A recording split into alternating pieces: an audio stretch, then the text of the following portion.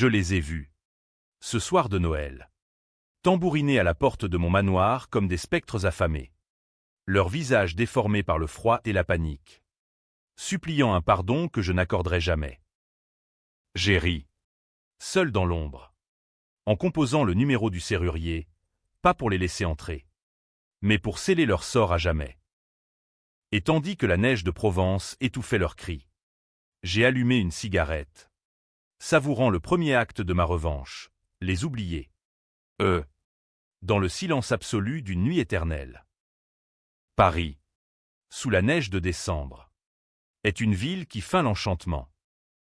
Les boulevards Haussmann s'illuminent de guirlandes criardes. Les vitrines des galeries Lafayette débordent de jouets inutiles pour des enfants qu'on n'aime pas vraiment. Moi, j'étais cet enfant-là. Chaque Noël, mes parents oubliaient. Pas une négligence distraite. Non, une exclusion calculée. Un rituel de cruauté domestique enveloppé dans le papier cadeau des hypocrisies bourgeoises. Ils partaient pour leur fête mondaine à Deauville ou Cannes, me laissant seul dans notre appartement haussmannien du 7e arrondissement, avec une gouvernante muette et un frigo rempli de fromage rance. « Tu es grand maintenant, mon chéri, » disait ma mère. Élise, en ajustant son vison, ses lèvres peintes d'un rouge sanglant qui jurait avec la pâleur de son âme. Mon père, Henri, un notaire aux mains tachées d'encre et de mensonges, hochait la tête. Un sourire pincé aux lèvres apprend l'indépendance. Fiston, c'est le meilleur cadeau. À 10 ans, j'ai compris que ce n'était pas de l'oubli. C'était une punition.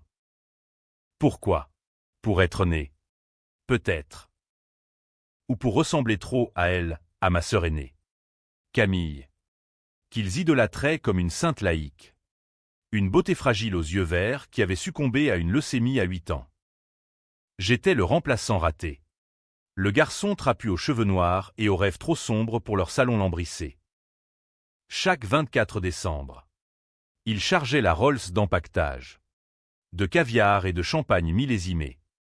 Et moi, Lucien, je restais là, à coller mon nez contre la vitre embuée, à regarder les flocons danser comme des fantômes moqueurs. Les années ont passé, et l'oubli s'est mué en rage. À 16 ans, j'ai volé une bouteille de leur Armagnac et je me suis saoulé sur le balcon, hurlant des obscénités vers la tour Eiffel qui scintillait au loin. La gouvernante, une bretonne acariâtre nommée Marie, m'a trouvé là, vomissant tripes et boyaux. Pauvre petit, ils te haïssent parce que tu vis et qu'elle est morte, m'a-t-elle murmuré en me traînant au lit. C'était la première fissure dans le mur de silence. Marie savait tout, comment Élise avait pleuré des nuits entières après la mort de Camille. Comment Henri s'était noyé dans le travail pour oublier. Et comment, ensemble, ils avaient décidé de me traiter comme un intrus. Tu n'es pas elle, disaient-ils dans leurs disputes nocturnes, que j'espionnais depuis les escaliers. Pas elle. Jamais elle. À 18 ans, j'ai fui. Pas avec un sac à dos et des illusions romantiques. Non, avec un plan. J'ai décroché une bourse pour l'école des beaux-arts. Prétexte idéal pour m'éloigner. Paris m'a avalé. Mais je n'ai pas sombré dans la bohème misérable des artistes affamés. J'ai vendu mes toiles sombres. Inspiré des toiles de Goya et des ombres de Zola, des scènes de famille brisées. De Noëls ensanglantés par l'absence. L'argent a coulé. D'abord goutte à goutte. Puis en torrent. À 25 ans, j'étais Lucien Duval. Le peintre en vogue des galeries de Saint-Germain-des-Prés. Celui dont les expositions attiraient les critiques du Figaro et les collectionneurs discrets. Mais sous la surface, je forgeais ma lame. Chaque chèque encaissé était une brique pour le mur que je construirais contre eux. Je les ai revus par hasard. Un soir d'automne pluvieux. À l'Opéra Garnier. Élise, toujours aussi impeccable dans sa robe de soie Chanel, riait à une plaisanterie d'Henri, dont la bedaine avait pris des proportions comiques. Ils ne m'ont pas vu. Tapi dans l'ombre du parterre. Mais j'ai vu leurs regards, vides. Comme si la vie les avait rongés de l'intérieur. Marie m'avait écrit. Des années plus tôt, il regrette. Monsieur Lucien. Mais la fierté est un poison lent. Regretter? Trop tard. J'ai commencé à enquêter. Discrètement. Via un détective privé que j'ai payé en tableaux invendus. Les rapports sont arrivés comme des gifles, dettes accumulées. Liaisons adultères, Élise avec un galeriste juif de Montmartre. Henri avec sa secrétaire. Une gamine de province aux cuisses laiteuses. Et le pire, un secret chonju depuis des décennies. Camille n'était pas morte d'une leucémie. C'était un mensonge. Elle s'était suicidée. À 8 ans. En avalant des barbituriques volés dans la pharmacie d'Henri. Pourquoi? Parce qu'Élise, dans un accès de jalousie postpartum après ma naissance, l'avait battue, l'avait traité de « petite traînée en herbe » pour un rien, un dessin d'école raté. Le corps de Camille, autopsié en secret par un médecin complice, avait révélé des fractures anciennes, des bleus masqués sous des robes à froufrou. Henri avait étouffé l'affaire, payé des pots de vin, inventé la maladie incurable. Et moi, j'avais Gan Titaille, porté le poids de cette mort comme un boulet, en étant le coupable invisible, le garçon qui avait volé l'amour de sa sœur. La rage m'a consumé cette nuit-là, dans mon atelier de Belleville. J'ai fracassé un miroir, mon sang coulant sur les éclats comme un vin rouge renversé. C'était décidé, la revanche. Pas une vengeance vulgaire. Non, une œuvre d'art. Dramatique. Française jusqu'à la moelle. Imprégnée de l'âcreté des drames de Racine et de la noirceur des romans de Simenon. J'ai acheté le manoir. Pas n'importe lequel, la vieille bâtisse des Duval. Abandonnée depuis la Révolution. Perchée sur les collines de Provence. Près d'Aix-en-Provence. Un labyrinthe de pierres grises. Avec des caves humides où l'on avait autrefois torturé des huguenots. Et un grenier hanté par les murmures des domestiques pendus pour sorcellerie. J'y ai investi tout, 2 millions d'euros. Plus les âmes que j'y ai infusées en peignant des fresques murales de famille en décomposition. Le 1er décembre. J'ai envoyé l'invitation. Une carte noire.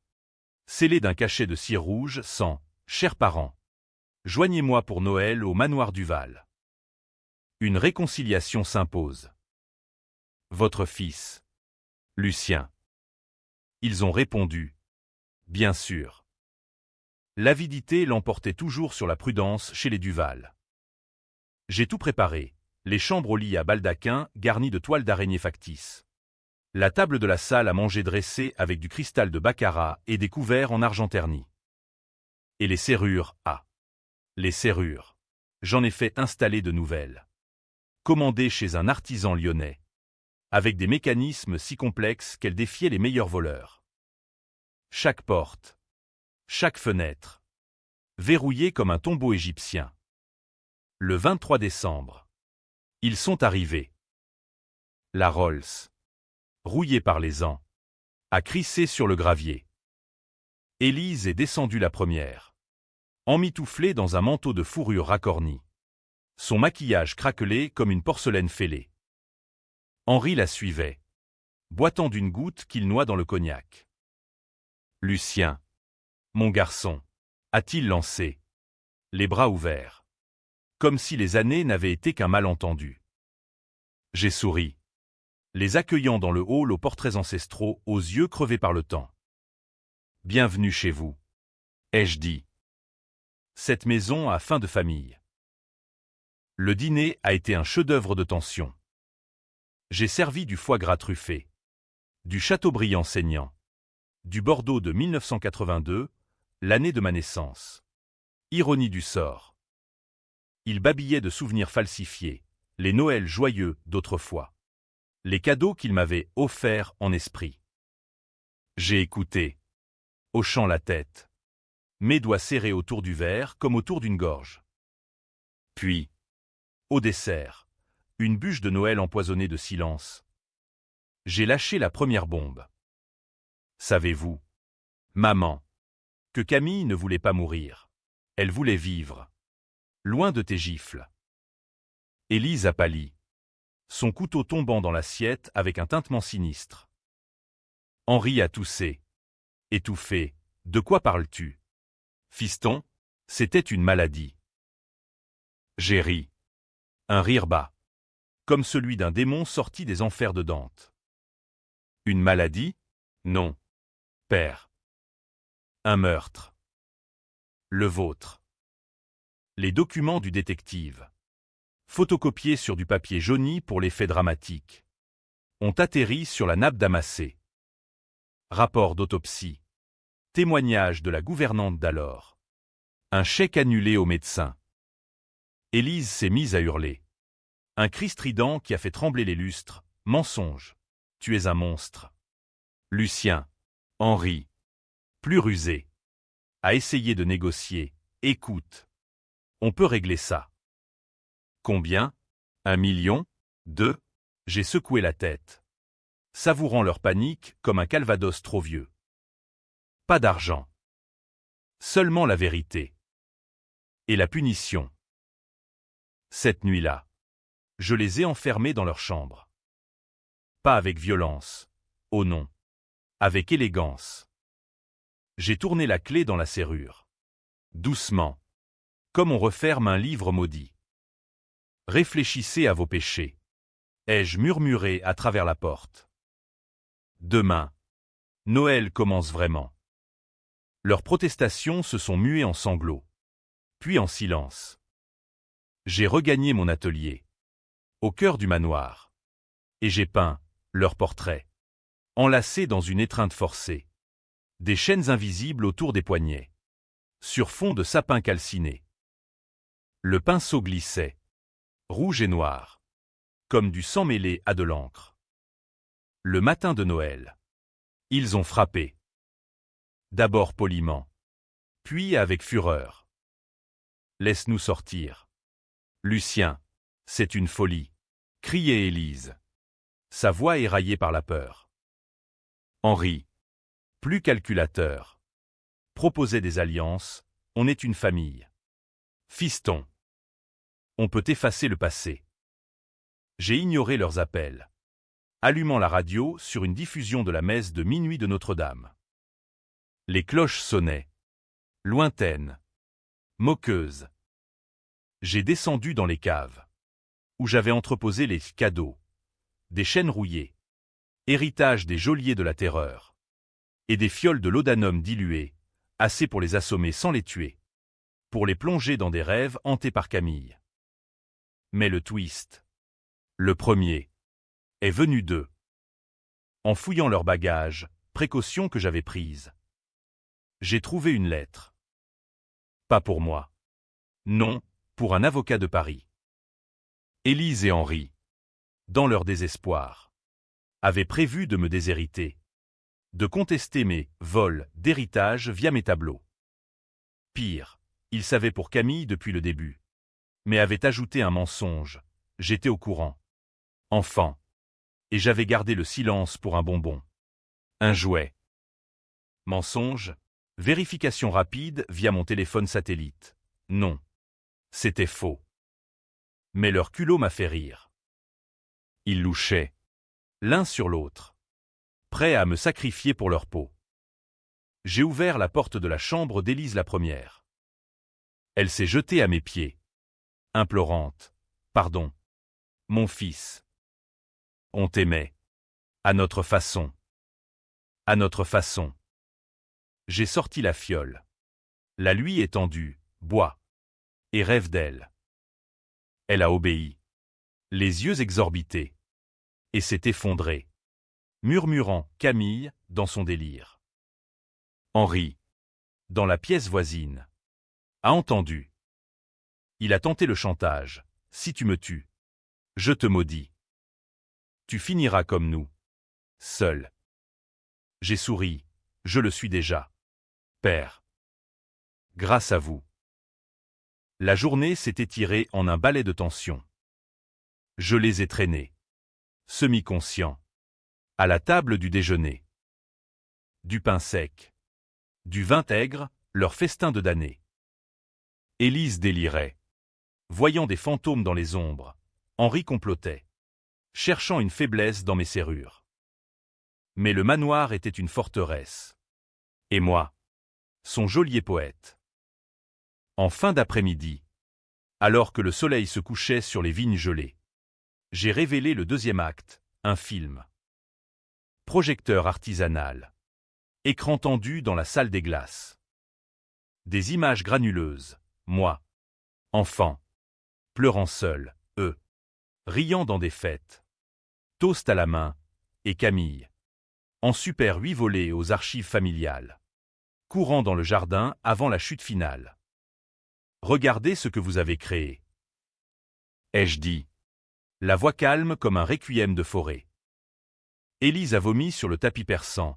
Henri a bondi, essayant de briser le projecteur. J'ai anticipé une décharge électrique discrète. Via un fil dissimulé. La jeter au sol. Convulsé. Pas encore. Père. La nuit est jeune. La nuit est tombée. Lourde. Comme un linceul. J'ai fumé sur la terrasse, écoutant leurs gémissements étouffés. La Provence, avec ses cyprès tordus et ses vents du Mistral, semblait complice. Demain, le serrurier viendrait, pas pour les libérer, mais pour ajouter des verrous extérieurs, scellant le manoir pour l'hiver. Et après, le twist final mijotait dans mon esprit, les laisser vivants. Mais fous, hantés, aérés dans ce labyrinthe jusqu'à ce que la faim ou la culpabilité les ronge. Ou pire, les confronter à Camille, via une actrice engagée, une jumelle fantôme pour briser leurs âmes. Mais pour l'instant, je savourais. Chaque Noël, ils m'avaient oublié. Cette année, je les effaçais. Et Paris, au loin, continuait de briller, indifférente au drame des Duval. Le Mistral hurlait dehors. Un chœur de loups affamés qui secouait les volets du manoir comme des os dans une tempête. À l'intérieur, le silence était plus assourdissant encore, un silence rompu seulement par les halètements d'Élise, recroquevillée dans son fauteuil crapaud, et les murmures calculateurs d'Henri, qui testait les barreaux des fenêtres comme un prisonnier de la Bastille. J'avais passé la nuit à peindre. Non plus leur portrait, mais le mien, un autoportrait en minotaure. Cornes tordues. Labyrinthe pour corps. Les yeux luisants d'une fureur biblique. La toile achevée. Je l'ai accrochée dans le corridor. Là où il passerait, inévitablement, en cherchant une issue. Le matin du 25 décembre s'est levé pâle. Le soleil filtrant à travers les vitraux craquelés, teignant le sol de rouge et de bleu comme du sang dilué dans l'eau du Rhône. J'ai descendu le café, noir, amer, sans sucre pour adoucir la vérité, et je les ai convoqués dans la bibliothèque. La pièce était un mausolée de livres moisis, Balzac, Hugo, Proust, des géants qui avaient disséqué l'âme française avec une précision chirurgicale. Élise y est entrée en titubant, soutenue par Henri dont le visage avait pris une teinte cireuse, comme un fromage trop affiné. Lucien, je t'en supplie, a-t-elle gémi, ses ongles griffant mon bras. C'est Noël.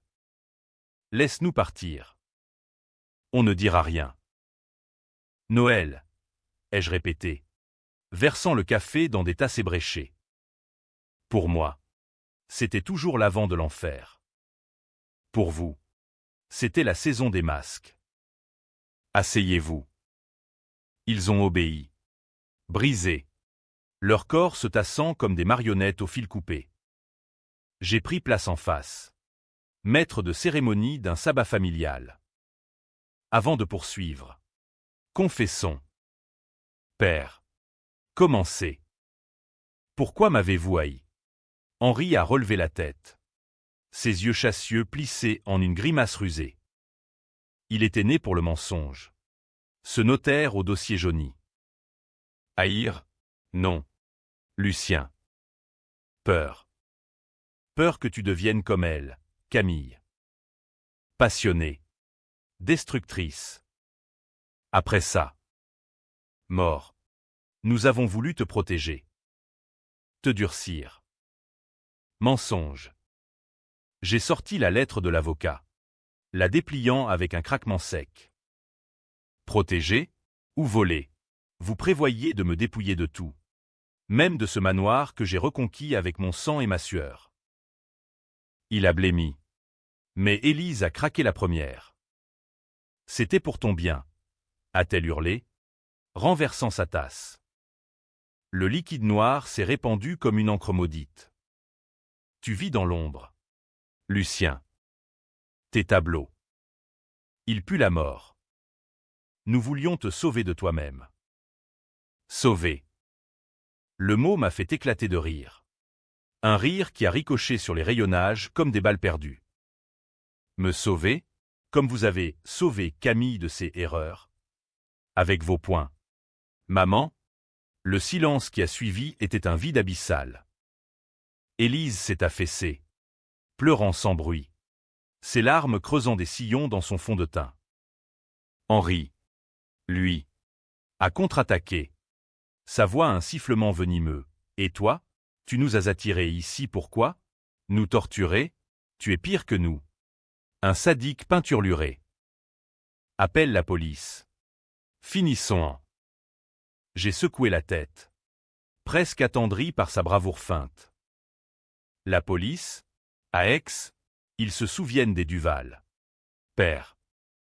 Des familles qui achètent le silence depuis Louis XIV. Non. Ceci est privé. Une tragédie en 3 actes. À la manière de Corneille. J'ai verrouillé la porte derrière moi, les laissant mariner dans leur café froid. Dehors. Le jardin était un cimetière de rosiers gelés. Les épines dressées comme des accusations. J'ai marché jusqu'au portail, où le serrurier devait arriver à midi. Un homme trapu, prénommé Gaston, originaire de Marseille, avec des mains calleuses et un accent chantant. Monsieur Duval, pour les nouvelles serrures, a-t-il demandé, son camion bourré d'outils ronronnant comme un chat sauvage. J'ai hoché la tête, oui, et scellé tout. Personne n'entre. Personne ne sort. Payé double pour la discrétion. Il a travaillé vite, martelant, vissant, jurant en provençal quand un boulon résistait. Pendant ce temps, j'ai repensé à la trahison profonde, celle qui me rongeait plus que tout. Pas seulement Camille, oh non. Il y avait Marie, la gouvernante, qui m'avait élevé en secret. Elle était morte l'an dernier, emportée par un cancer. Mais avant, elle m'avait confié un autre secret, Henri n'était pas mon père. Ma vraie géniture, un amant d'Élise, un résistant fusillé en 1944 pour collaboration, ironie du sort. Un traître lui-même. Élise avait conçu Camille avec lui, puis moi avec Henri, pour laver le péché. Mais le doute avait pourri leur union, et Camille avait payé le prix. Gaston a fini, essuyant son front. C'est une forteresse. Maintenant, m'sieur. Même un rat passerait pas. J'ai ri, lui glissant une enveloppe gonflée. Parfait. Et si on vous pose des questions? Il a haussé les épaules. J'ai rien vu. Rien entendu. La Provence oublie vite. Il est parti, laissant le portail neuf, massif, verrouillé d'un cadenas gros comme un poing. De retour à l'intérieur, j'ai trouvé le chaos. Henri avait forcé la bibliothèque, brisant une étagère pour en faire une arme improvisée, un pied de table échardé.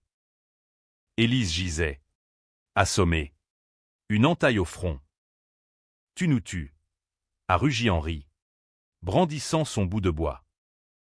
J'ai esquivé, fluide comme un torero dans l'arène de Nîmes. Et je l'ai désarmé d'un coup de pied précis, appris dans les ruelles de Belleville. Pas encore. D'abord, la leçon. Je les ai traînés jusqu'au grenier. Pièce maudite aux poutres noircies par des incendies oubliés. Là, au centre, trônait le trône, une chaise antique, attachée par des chaînes aux anneaux muraux, vestige d'un cachot révolutionnaire. J'y ai assis Henri, le ligotant avec une efficacité froide. Élise, trop faible. Je l'ai laissé enchaîner à un radiateur. Observant. Regardez, ai-je dit, allumant une lanterne qui jetait des ombres dansantes. Ceci est votre miroir. Le troisième acte a commencé par des confessions forcées. Pour Henri, les adultères, les pots de vin, la façon dont il avait falsifié des testaments pour s'enrichir sur le dos des veuves. Pour Élise, les avortements secrets, les amants jetés comme des Kleenex, la jalousie qui l'avait poussé à frapper Camille jusqu'au sang. Chaque aveu était ponctué d'un claquement de fouet, pas de cuir.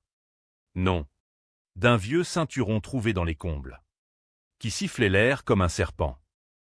Pas pour blesser gravement, mais pour marquer l'âme. Sentez la douleur que vous m'avez infligée. Murmurai-je. Le rythme lent, presque hypnotique, comme une valse de Ravel jouée à l'envers. Henri a craqué le premier. Suppliant, arrête. Lucien. Je te donne tout, l'appartement, la Rolls, l'héritage. J'ai ri. L'héritage, je l'ai déjà pris. Vos dettes. Je les ai rachetées via une société écran. Vous êtes à moi. Légalement. C'était vrai, mon détective avait déterré leur faillite cachée. Et j'avais tout absorbé, les transformant en squatteurs de leur propre vie. Élise. Elle. A tenté la pitié, je porte ton sang. Mon fils. Aie pitié. Mon sang, ai-je sifflé, approchant la lanterne de son visage. Celui de ton traître d'amant. Peut-être. Le twist est survenu au crépuscule. Quand Henri, dans un sursaut de malfaisance, a craché la vérité, Camille. Ce n'était pas moi qui l'ai tué. C'était toi, Lucien. Tu as vu Élise l'abattre. Et tu as ri. Tu as dit encore. Maman. Mensonge pur. Une flèche empoisonnée pour me diviser. J'ai vérifié plus tard. Via un appel codé à un contact à Paris, faux. Mais le doute a planté sa graine. Un ver dans la pomme de ma vengeance. Était-ce possible? Avais-je, enfant, été complice dans l'ombre? La nuit a enveloppé le manoir. Et avec elle, la tension a monté d'un cran. J'ai descendu du laudanum dans leur vin du soir, juste assez pour les plonger dans des cauchemars partagés. Dans le mien, Camille apparaissait, petite silhouette en robe blanche, murmurant, « Frère, venge-moi.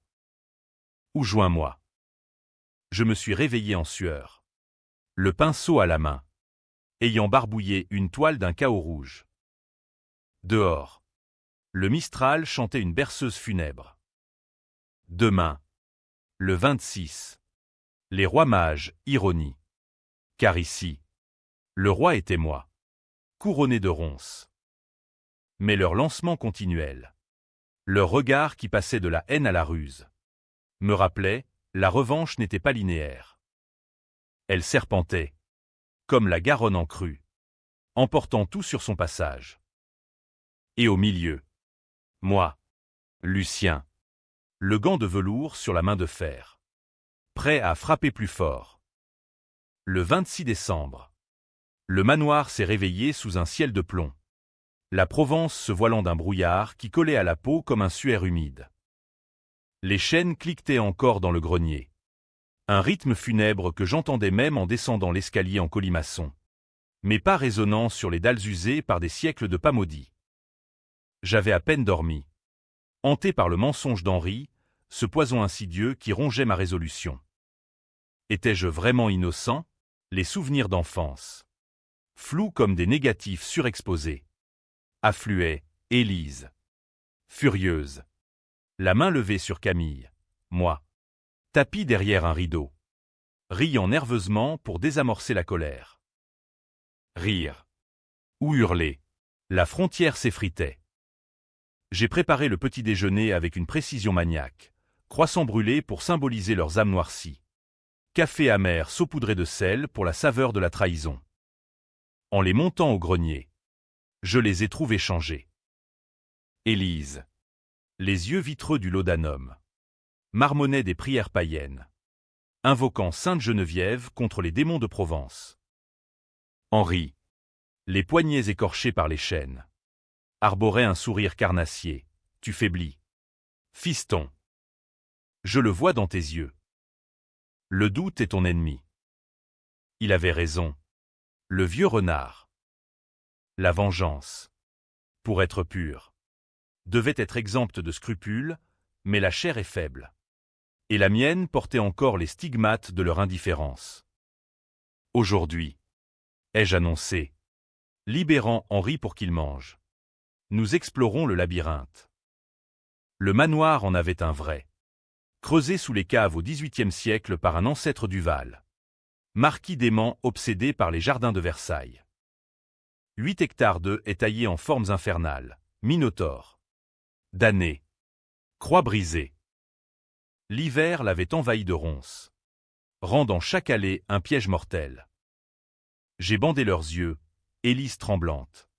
Henri stoïque, et je les ai guidés par l'escalier secret. Une trappe sous le tapis de la salle à manger. L'air froid des sous-sols les a frappés comme une gifle. L'odeur de terre humide et de pourriture les a fait tousser. C'est ici que repose Camille. Ai-je menti? La voix échoant contre les voûtes. Pas en terre sacrée.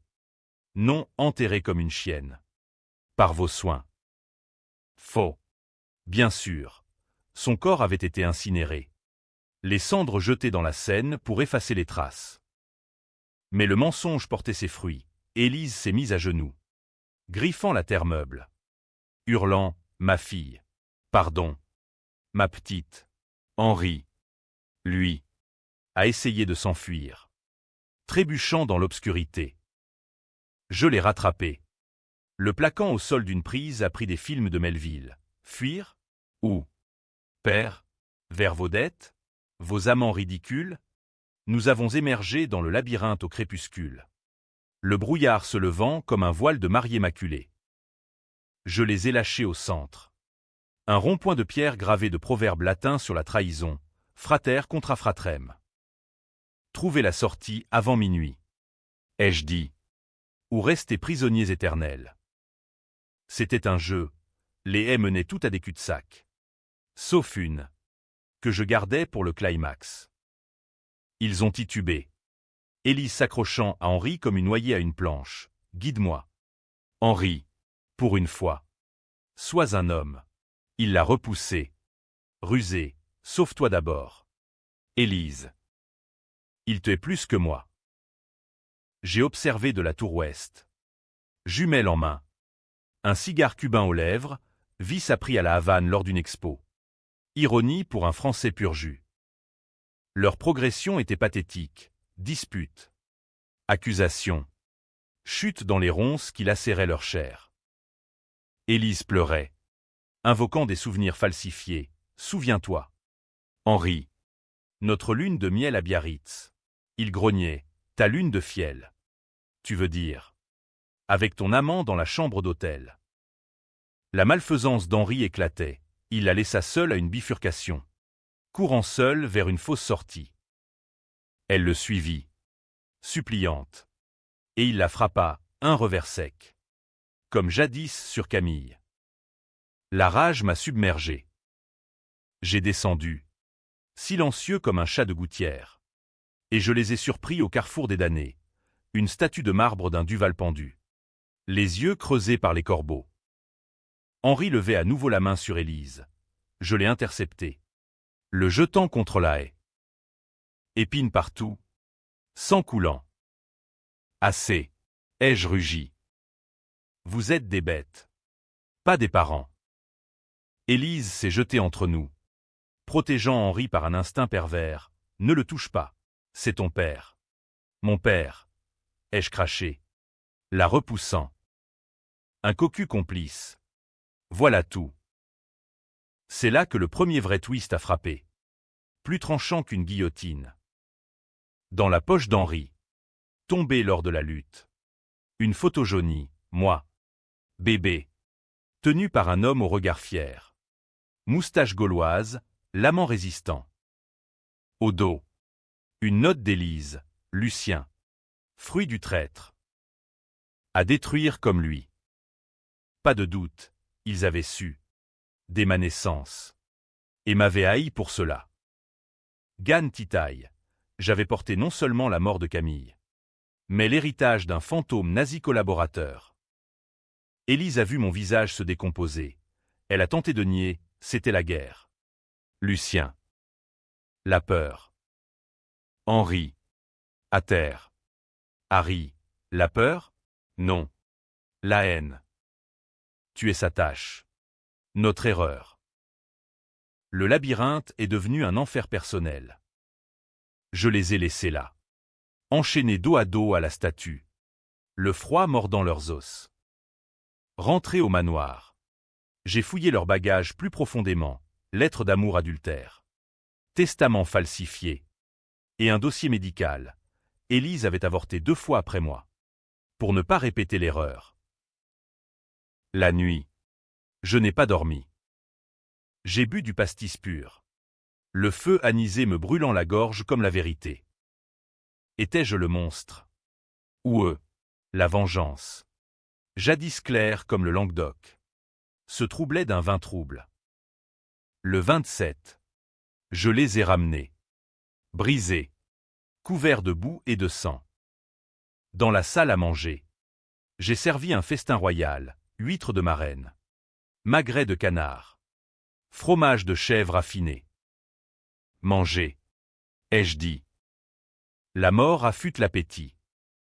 Ils ont dévoré. Animaux affamés. Mais Henri, rusé, a glissé du poison dans ma coupe, du laudanum volé dans la pharmacie du manoir.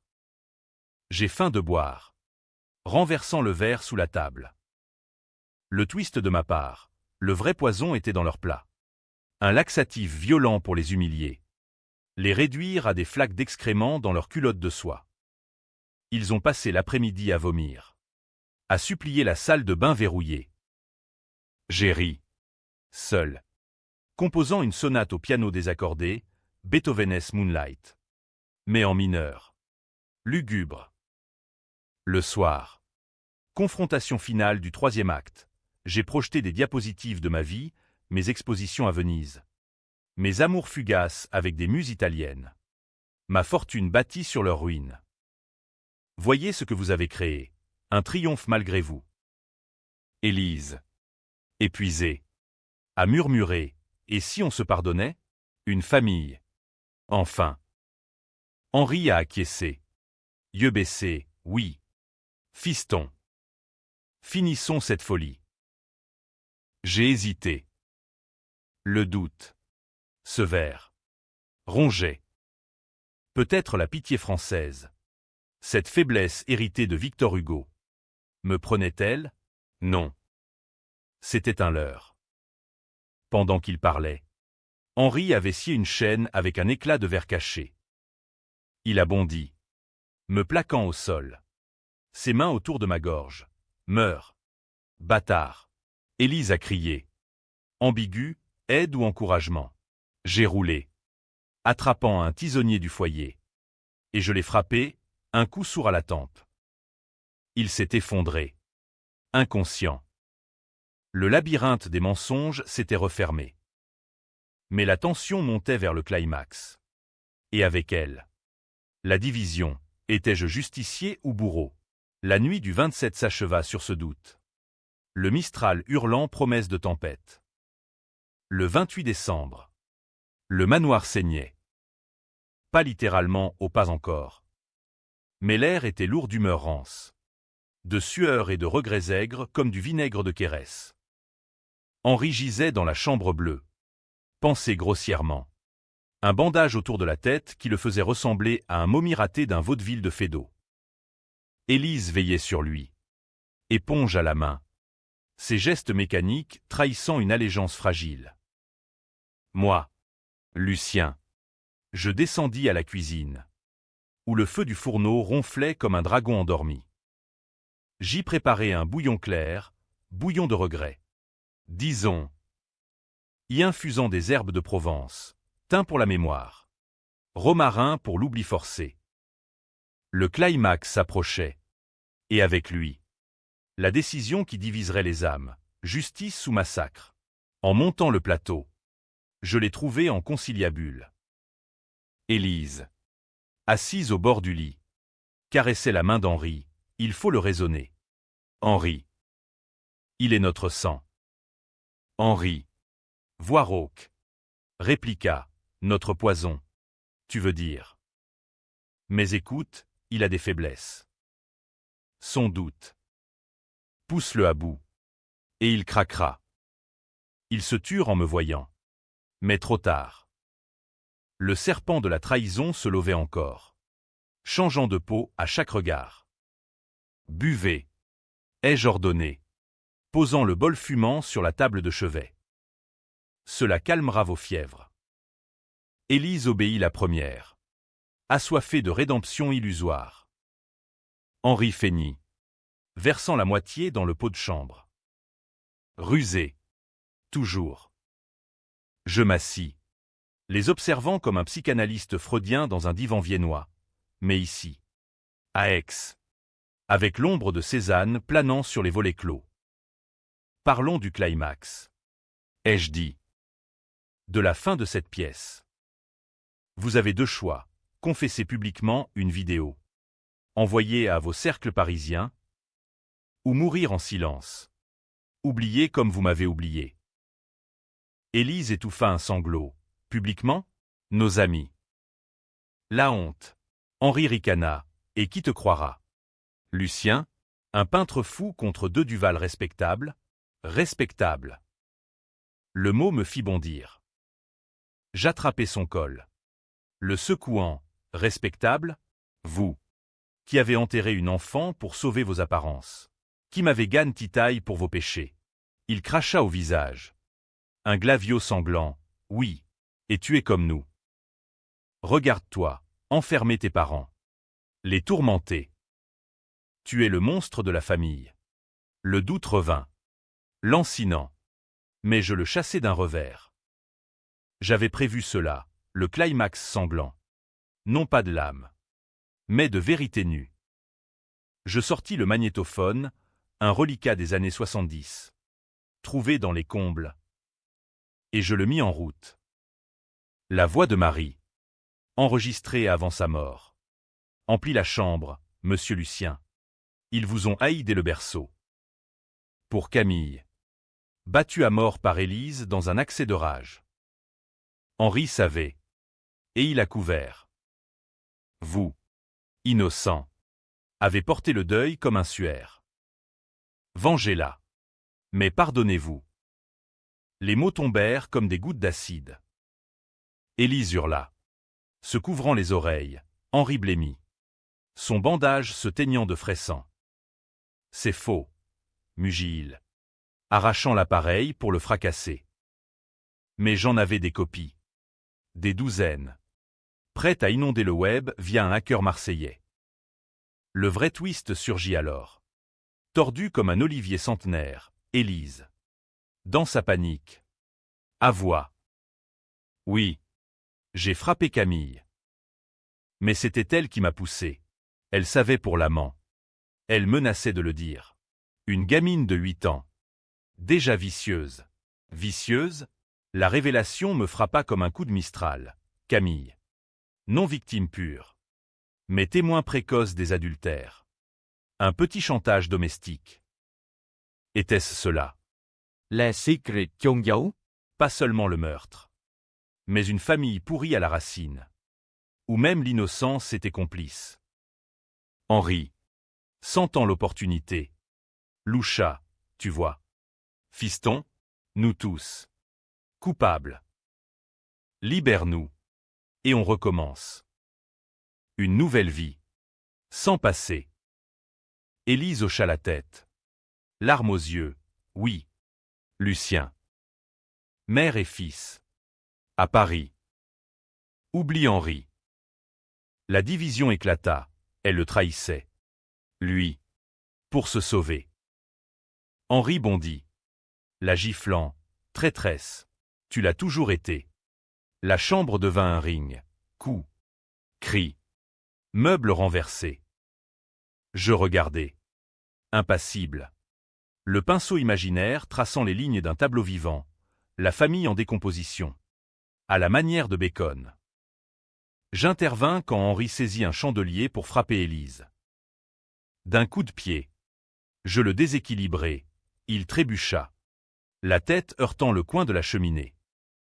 Craquement sinistre. Sang giclant sur le tapis Aubusson. Élise hurla. Agenouillée près de lui, Henri. Non. Il respirait encore. Faiblement. Mais le verdict était clair. Commotion grave. Peut-être fatale. Le climax sanglant s'était accompli sans ma main, par leur propre venin. La nuit du 28 fut un veille de deuil. J'installai Henri dans le grenier. Sur un matelas souillé. Élise enchaînée à son chevet. Choisis. Maman. Murmurai-je. Sauve-le. Ou sauve-toi. Elle pleura. Indécise. Son muflement un écho de mes Noëls solitaires. Dehors. Une tempête se leva. Pluie battant les tuiles comme des balles de mitrailleuse. Je descendis à la cave. Où j'avais caché le revolver, un manurin français. Calibre 9 mm. Héritage d'un oncle maquisard. Pas pour tuer. Non, pour menacer. Pour forcer la confession ultime.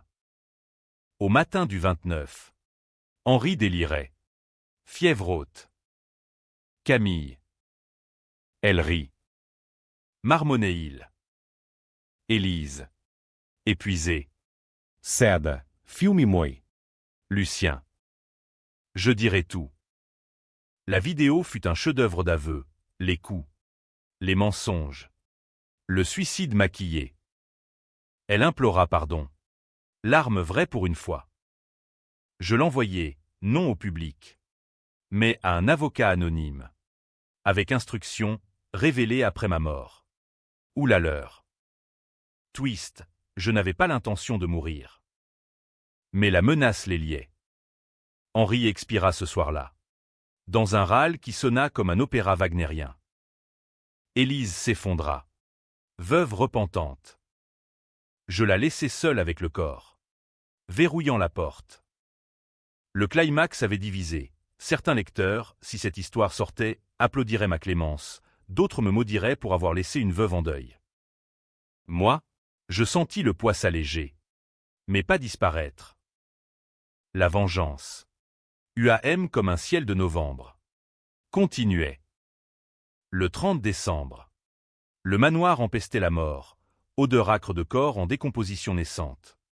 Mêlée à celle de la pluie qui suintait par les fissures. Henri gisait raide dans le grenier.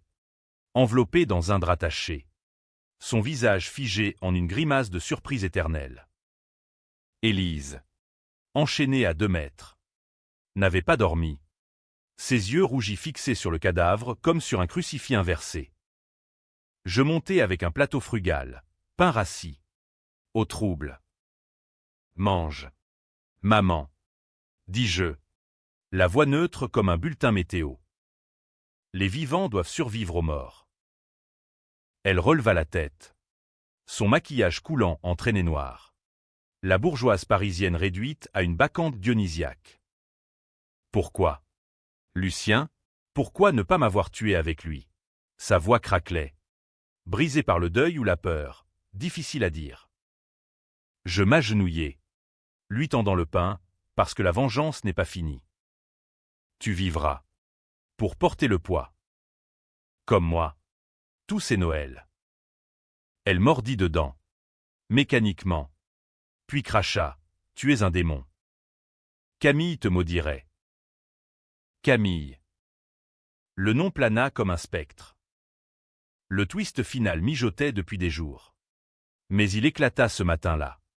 quand je fouillais une dernière fois les poches d'Henri. Une clé USB. Minuscule. Glissée dans sa doublure. Je la branchais sur l'ordinateur du bureau, un reliquat des années 90.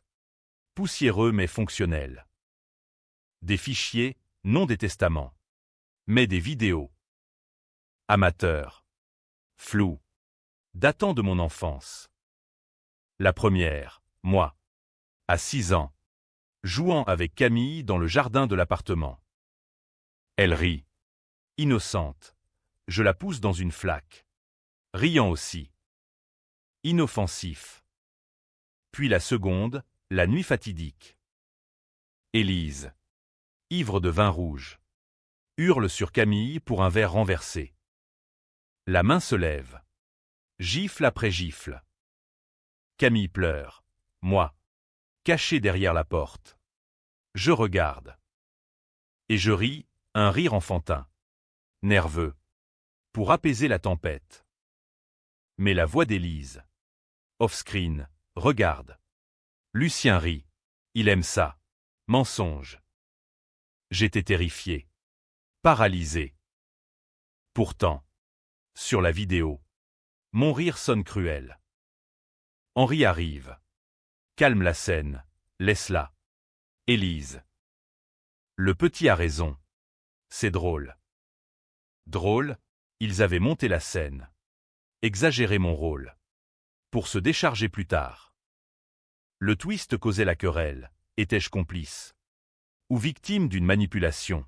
La vidéo, si diffusée, me noircirait autant qu'eux, le frère riant de la souffrance de sa sœur. Élise entra, traînant ses chaînes. Tu l'as vu? C'est toi. Lucien. Tu as ri. Elle avait forcé la porte? Non, j'avais oublié de verrouiller. Distrait par le deuil fin. Elle continua. Voix venimeuse, Henri et moi. On t'a haï pour ça. Mais maintenant, je vois, tu es pire. Un voyeur sadique dès le berceau. La fureur m'aveugla. Je la plaquai au mur. Les mains sur sa gorge, mensonge. Vous m'avez formaté à votre image. Elle gargouilla. Riant presque, tue-moi. Alors. Fini la lignée des Duval. Je lâchai. Reculant. Le revolver à la main, celui de la cave. Non. Tu vivras. Pour témoigner. Mais le doute. Ce maudit. Me rongeait. Et si elle avait raison, si mon rire était le germe du monstre, le 31 décembre. Veille du Nouvel An. Je scellai le manoir. Le serrurier revint. Sur appel, cadenas sur le portail. Barreaux aux fenêtres du grenier. Élise hurla depuis les combles. Laisse-moi sortir. Je confesserai tout. Je composai le numéro. La vidéo déjà uploadée sur un serveur anonyme. Programmée pour diffusion à minuit si je ne tapais pas un code. Adieu. Maman. Chaque réveillon. Tu te souviendras. Je partis en Rolls volé. Direction Paris. Laissant le manoir à son silence. La route fut un cauchemar. Autoroute à 7 glissante. Souvenirs affluents comme des flashs de films noirs. À minuit. Feux d'artifice éclatèrent sur la capitale. Je m'arrêtai sur le pont des Arts. Regardant la Seine couler. Noire et indifférente. Mon téléphone bipa, la vidéo s'était diffusée. Pas la confession d'Élise, celle de mon rire. Les réseaux s'enflammèrent, Duval horreur. Débats enflammés. Étais-je héros vengeur ou fil monstrueux? Les uns applaudissaient la revanche contre des bourreaux, les autres me lapidaient pour avoir abandonné une mère en deuil. Twist final, au matin du 1er janvier. Appel d'un numéro inconnu. Voix d'Élise. Faible, Lucien. J'ai menti. Pour la vidéo. Tu n'as pas ri. C'était un montage. Pour te briser. Pardonne-moi. Viens. Elle avait survécu. Brisé les chaînes avec un éclat de verre. Appelé de l'intérieur. Mais le manoir était scellé. Elle était piégée avec le corps d'Henri. J'hésitais. Le cœur serré. Retourner, la sauver pour une rédemption tardive. Ou la laisser périr. BKCH parfaite, je raccrochais. Éteignant le téléphone. La fin, ambiguë. Ouverte à la dispute. J'ai repris la route. Vers le sud. Laissant le manoir à son destin. Peut-être ai-je gagné. Une fortune intacte. Une légende noire. Peut-être ai-je perdu, seul. Hanté par des rires fantômes. En France. La vengeance n'a jamais de happy end clair. Elle est comme le vin, âpre. Mémorable. Éternelle. Paris m'accueillit. Indifférente. Ses lumières dansant sur la neige fondue. Chaque Noël futur. Je les oublierai. Eux. Et eux. Oubliés pour toujours. Dans les ombres d'un manoir provençal.